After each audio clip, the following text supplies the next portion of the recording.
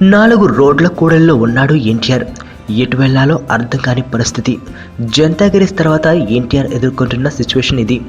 వరుసగా 3 హిట్లు వచ్చాయి. జనతా గ్యారేజ్ అయితే ఎన్టీఆర్ కెరీర్లోనే ఆల్ టైమ్ రికార్డు సృష్టించింది. ఈ విజయాల్ని కాపాడుకోవాలన్న కృత నిశ్చయంతో ఉన్నాడు జూనియర్. అందుకే మరింత జాగ్రత్తగా ఆచితూచి అడుగులు వేయాలి అనుకుంటున్నాడు. ఎన్టీఆర్ పిలిస్తే అగ్ర దర్శకులు సైతం సై అంటూ రంగంలోకి దిగిపోతారు. కానీ ఎన్టీఆర్ ఎక్కడా తొందరపాటం లేదు. పూరి జగన్నాథ్, త్రివిక్రమ్, అనిల్ రావుపుడి, లింగుస్వామి ఇలా ఎన్టీఆర్ ముందు చాలా ఆఫర్లు ఉన్నాయి. వాళ్ళంతా ఎన్టీఆర్ని రౌండప్ చేసి కన్ఫ్యూజ్లో పడేశారు. జనతా గ్యారేజ్ తర్వాత ఇలాంటి సినిమా చేయాలి అనే విషయంలో ఎన్టీఆర్కు క్లారిటీకి రాలేకపోతున్నాడు. Family emotion, romantic love story ఇలా ఎన్టీఆర్ ముందు చాలా ఆఫర్లు ఉన్నాయి. ఎలాంటి సినిమా చేస్తే మరింత పెద్ద విజయం వస్తుందో అనే లెక్కలో ఎన్టీఆర్ బిజీగా ఉన్నాడు.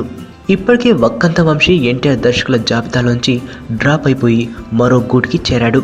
పూరి జగన్నాథ్ కూడా డౌటే అన్నది చాలామంది అభిప్రాయం.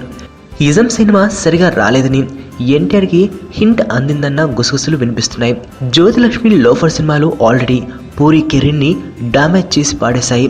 ఈజం కూడా తుస్సుమంటే ఎన్టీఆర్ అవకాశం ఇవ్వడం కష్టమే.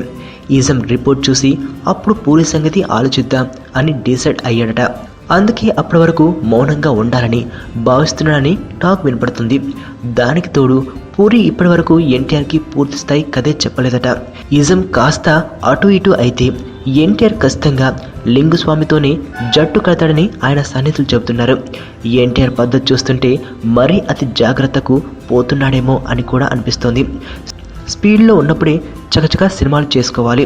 కథలు సిద్ధం చేసుకుని ఒకదాని తర్వాత మరొకటి పట్టాలెక్కించాలి.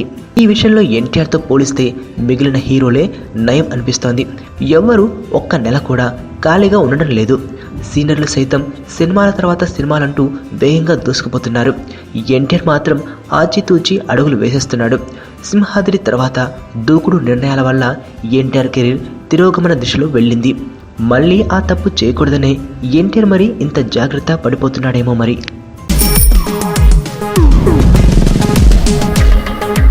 ప్రపంచంలో ప్రతి ప్రేమ కథ మధురంగా ఉంటుంది. మనది మనకు మరీ అద్భుతంగా ఉంటుంది. నా ఫీలింగ్స్, ఎక్స్ప్రెషన్స్ అన్నీ పేపర్ మీద రాసి తనకి ఇస్తాను రా. అవసరమా రా ఇదంతా? ఇన్ఫాచ్యువేషన్ రా.